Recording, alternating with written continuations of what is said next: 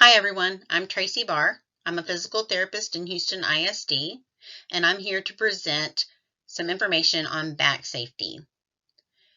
These are the types of transfers and lifts that the physical therapist and your teaching staff use in school, and we're going to share them with you today to make sure that you are safe doing these same activities at home. Problem statement. In a school day with multiply disabled children, the staff's day-to-day job is very physical. A typical day may include lifting, reaching, bending, squatting, kneeling, with frequent changes in positions. The job also requires learning about and dealing with the physical impairments of each individual student. The potential for injury while doing these activities is real.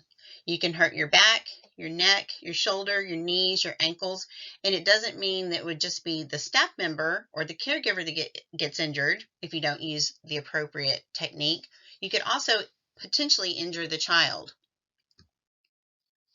Let's cover some basic spinal anatomy. A natural S-curve is the position that your spine should be in with the support of the muscles that surround the spine, the discs that are in between the bones of the spine, they act as shock absorbers, the spinal nerves that connect your brain, which is also called the CNS, to the peripheral nervous system, which is the nerves that run your muscles and let you have sensation in your arms and your legs and your trunk throughout your body.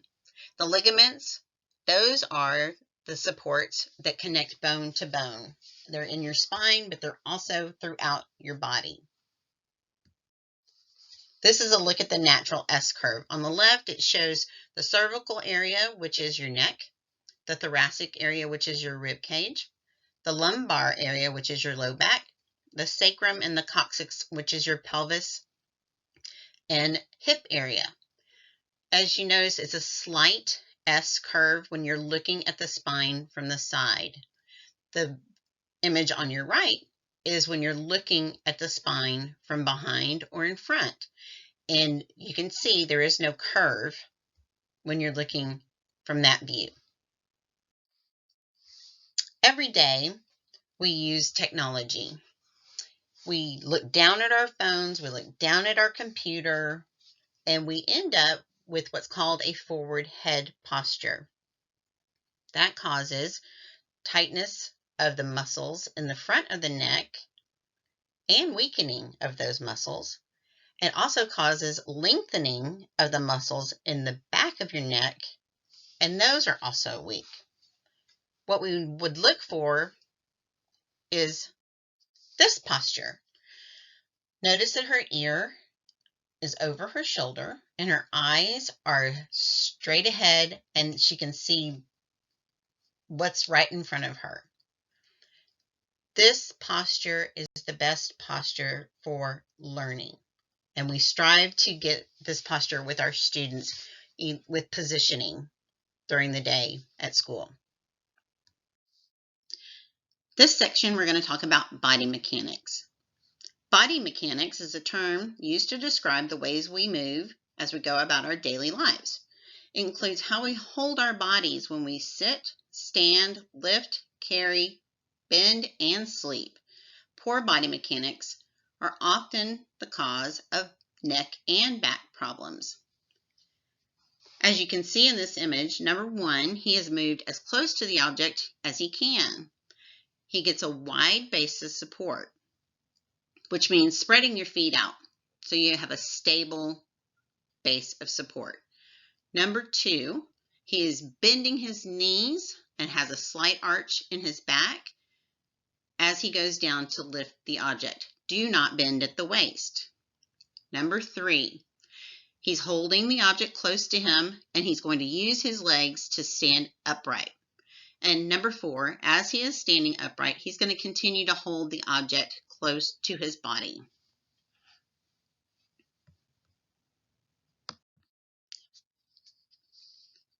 When you're thinking about body mechanics, if you try to keep your shoulders and your elbows down It may help prevent neck injuries. Pivot. Do not twist. And finally, ask for help if the object or the child that you're trying to lift is too heavy. Next, we're going to talk about the principles of transferring. You have to pre-plan your transfer. You need to clear any obstacles that are in the way of the transfer. Get rid of the toys, get rid of the shoes, maybe remove parts of a wheelchair like the footrest that might get in the way and an armrest if they're removable. You also need to shorten the distance you travel with the child or the object.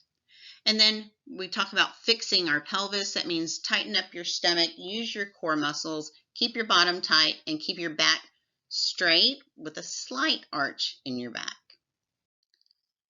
Planning the transfer, here's another way to look at it. Clear your path.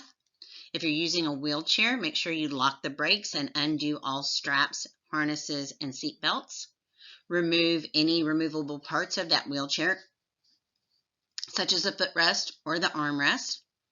Arrange the equipment to be close and properly oriented. That means if you're going to transfer from the wheelchair to the bed, get that wheelchair as close to the bed as you possibly can while leaving room for you to be able to complete the transfer.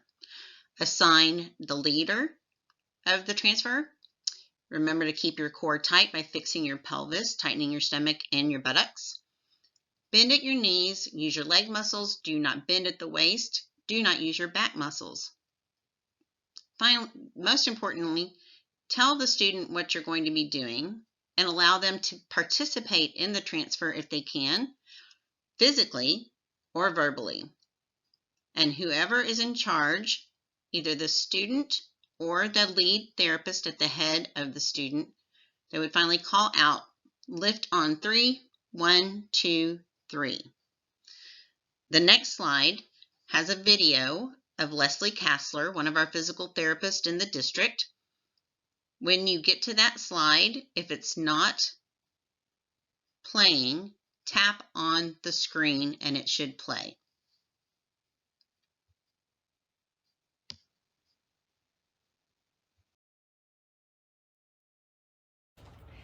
Hello and welcome to the Houston ISD Physical Therapy at Home website. Today I will be discussing safe lifting techniques, tips, and tricks. Tip number 1, always start with a wide base of support so your feet are apart and not together. Tip 2, you want to bend from your knees and not your back. So with that wide base of support, keep your chest up, tuck in your stomach, tuck under your pelvis, and sit back bending your knees. From the side, push your rear end out, bend the knees, and keep that nice curve in the spine here, and your head upright and your chest upright with good posture. This is compared to lifting like this. This is using your lower back. When you lift up, you're more at risk for injuring your back. So remember, bend with your knees, not your back. Tip number 3 is when you're moving, to make sure there's no twisting or very quick movements. If your feet are planted and you're twisting, you're at risk for hurting your knee or your back. So when we move with whoever we're lifting, we're going to pick up our feet and move without any quick turns or twists. Tip number 4, when you're moving from one surface to another, for example, a wheelchair or a chair, you want to make sure that they're as close together as possible while leaving room for your body to be close to your student. If you have a wheelchair, you want to make sure that the brakes are locked on the wheelchair, and also you want to make sure that the surface they're moving to is stable and locked if it can be.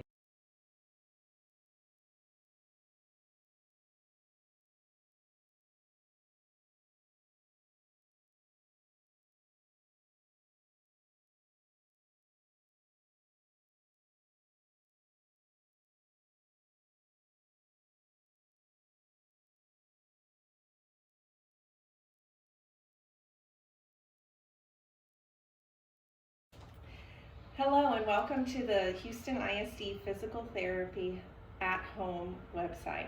Today I will be discussing safe lifting techniques, tips, and tricks. Tip number 1, always start with a wide base of support so your feet are apart and not together. Tip 2, you want to bend from your knees and not your back. So with that wide base of support, keep your chest up, tuck in your stomach, tuck under your pelvis, and sit back bending your knees. From the side, push your rear end out, bend the knees, and keep that nice curve in the spine here, and your head upright and your chest upright with good posture. This is compared to lifting like this. This is using your lower back. When you lift up, you're more at risk for injuring your back. So remember, bend with your knees, not your back. Tip number 3 is when you're moving, to make sure there's no twisting or very quick movements. If your feet are planted and you're twisting, you're at risk for hurting your knee or your back. So when we move with whoever we're lifting, we're going to pick up our feet and move without any quick turns or twists. Tip number 4, when you're moving from one surface to another, for example, a wheelchair or a chair, you want to make sure that they're as close together as possible while leaving room for your body to be close to your student. If you have a wheelchair, you want to make sure that the brakes are locked on the wheelchair, and also you want to make sure that the surface they're moving to is stable and locked if it can be. I want to review some of the things that we need to avoid that were mentioned in the video with Leslie. No quick movements, no twisting movements. Remember to move your feet, not your waist. Avoid a rounded back spine. Do not bend at the waist, use your knees. And avoid reaching too far to pick up or put down the child or an object. Now we're going to discuss a two-person lift from the wheelchair. You got to designate one person to be the leader, and that person is going to be at the head of the child. The leader will talk about what's going to happen. They'll describe each step so all involved know what's going on and that they are ready, and give the introduction and lift on 3, and then count to 3. 1, 2, 3, then lift. The person at the top will hold under the armpits around the chest or rib cage. You can grasp the forearms of the child. Make sure the child's palms are facing up in order to help the elbows bend. The person at the legs will hold the child as close to the buttocks as possible, not near the knees. So basically mid-thigh area. An alternate position for the caregivers is to have one person on each side of the child with one hand under the arm and the other hand under the child's thigh.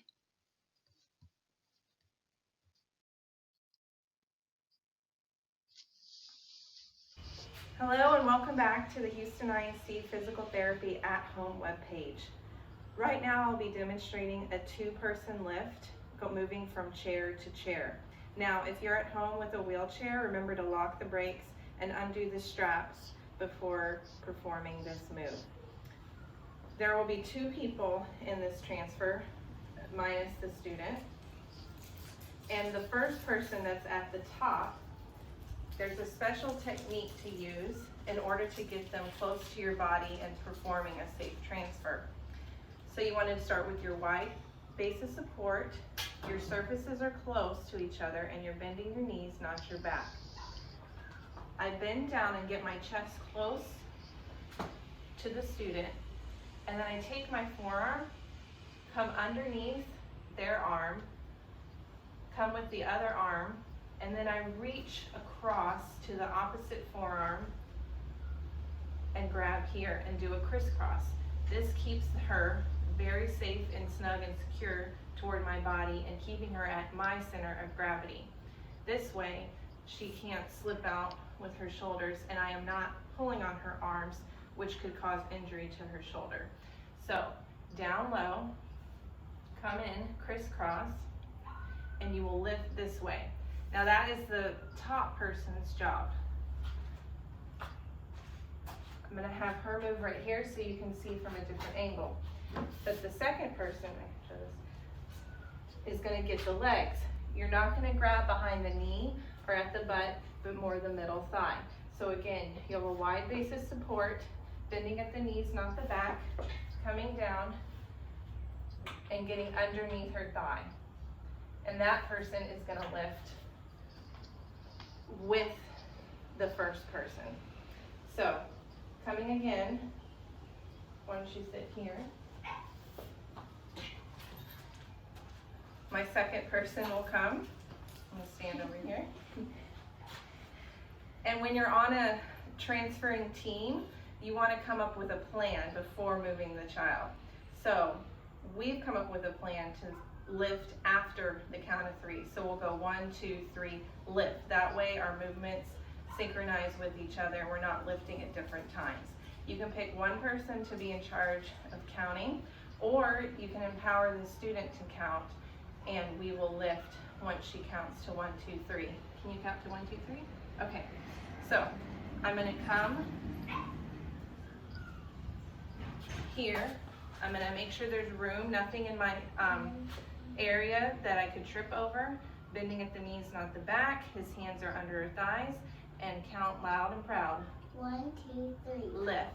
And we walk over and not twist. Now we're going to do it on the way back so you can see it from a different angle. So get your arms in position. Wait. Is everybody ready? Okay. 1, 2, 3. Lift. And lower. And that is a safe 2-person transfer. Just with anything, all of our students are unique. They might have different things that need to be considered when lifting, so please reach out to your physical therapist for specific tips and tricks on lifting your student. This is just a generalization. Thank you very much.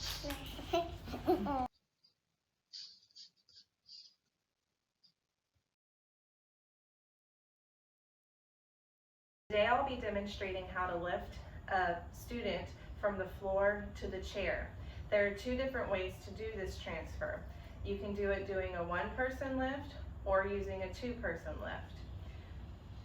As with all of our students, they all have their own unique needs. So we recommend that you consult with your school-based physical therapist on what is the best way to lift your student off the floor. These are just general suggestions. Now, for a 1-person lift, we would recommend that the student not weigh more than 30 to 40 pounds. After weighing more than 40 pounds, then we would recommend a 2-person lift if possible. So for the 1-person lift, the student can start laying flat on their back. You come down to the ground, and you're going to help lift the student into a seated, supported position. Be careful not to pull on the student's arms to lift them up, but we want to use the forearm here to support the back of the shoulders and the head and neck if needed, if they have poor neck or head control. So I'm going to lean forward, bring my forearm underneath, take my hand on the opposite shoulder, and that way I'm also supporting their head or neck. Then I'm going to lift her into a seated position. Next, I'm going to take my stronger leg, which is my right leg, put it up to kneeling. I'm going to then take this arm, take my forearm, come underneath her middle thigh, not her knees or her butt, and kind of start to cradle her. I'm going to come close to her so she has her gravity near my center of gravity. I'm going to lift her onto the top of my knee. 1, 2, 3, up. And then one more time, I'm going to stand up. 1, 2, 3, up. And then one big step, bend my knees, not my back, and lower her into the chair. Now remember, when you are transferring from one area to the other, especially if you have a wheelchair, you want to make sure your brakes are locked, that the chair or other surface is very close to where you are transferring, So bring the chair to where the student is and make sure there's no obstacles in your path. Now we will demonstrate a two-person lift. As we said before, this would be for the child that weighs more than 40 pounds, or even if they weigh 30 to 40 pounds but feel heavier than that, or you feel that you are not capable of lifting that much weight, two-person lift is always the most recommended and more safe option. So I'm going to go ahead and put your head on the blue spot. Scoot down.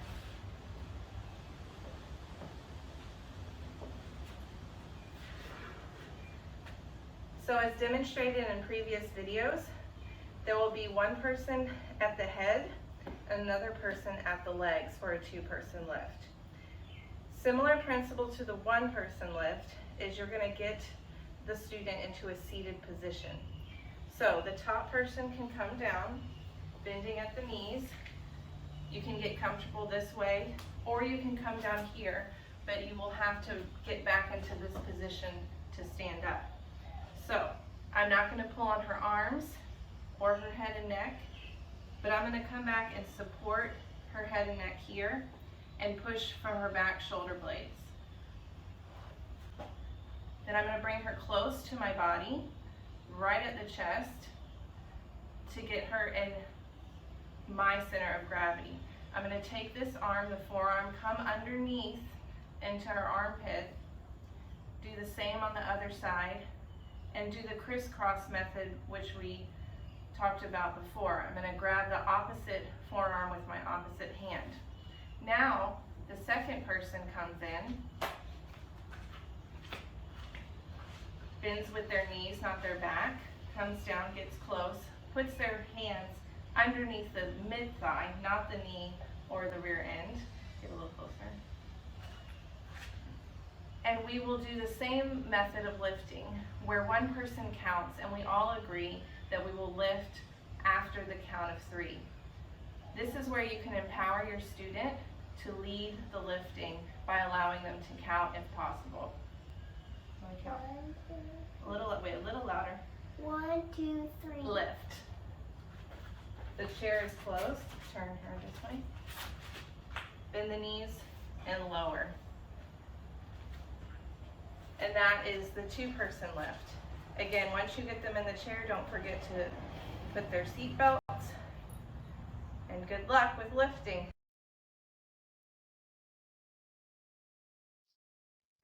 Hello and welcome to the Houston ISD Physical Therapy at Home webpage.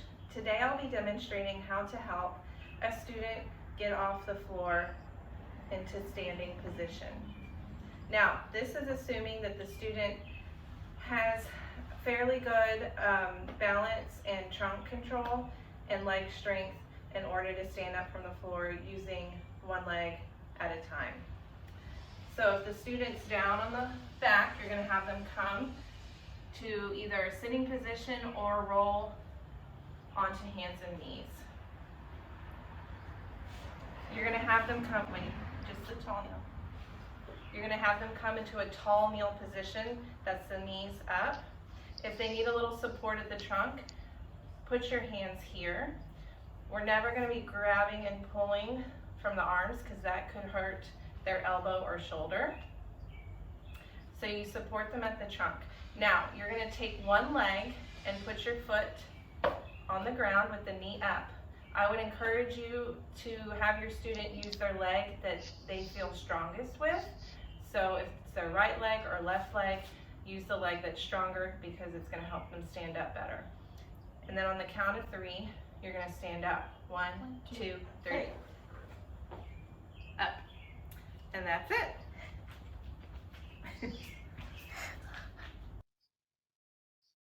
Just some general tips on helping students move.